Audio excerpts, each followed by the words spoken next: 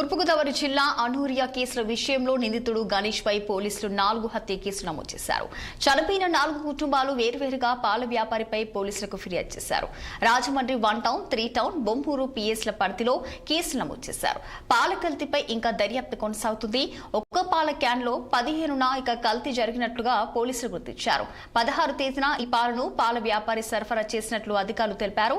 Lab post mortem నివేదికలు ఇంకా రావాల్సి ఉంది. ప్రస్తుతం ఇంకా ఆసుపత్రిలో 12 మంది చికిత్స పొందుతున్నారు. 14 చోట్ల హెల్త్ క్యాంపులు కొనసాగుతున్నాయి.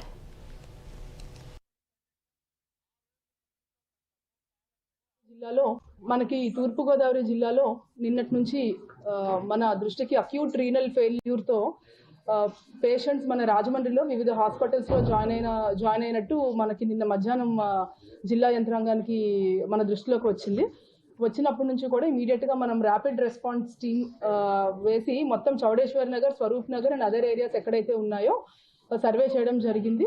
సో అన్ని సర్వేలో కూడా వాటర్ శాంపిల్స్ నుంచి అన్ని కూడా టెస్ట్ చేయడం జరిగింది. మనకు వాటర్ ఇష్యూస్ ఇవన్నీ కూడా రూల్ అవుట్ చేసుకున్నాము. తర్వాత ఈ అందరికీ కూడా there is one common link.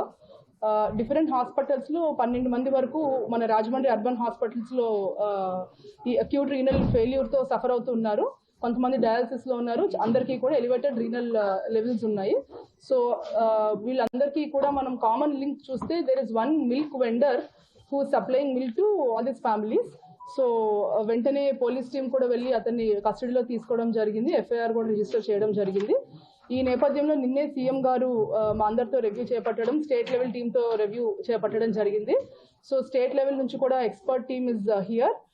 జిల్లా లెవెల్లో ఆల్ డిపార్ట్మెంట్స్ కార్పొరేషన్ తరఫు నుంచి ఇంటింటికి సర్వే చేయడము, సిమిలర్లీ మిల్క్ వెండర్ ఇచ్చిన 106 ఫ్యామిలీస్ కి పాలు ఇవ్వడం జరిగింది. ఆయన పాలు సప్లై చేయడం జరిగింది.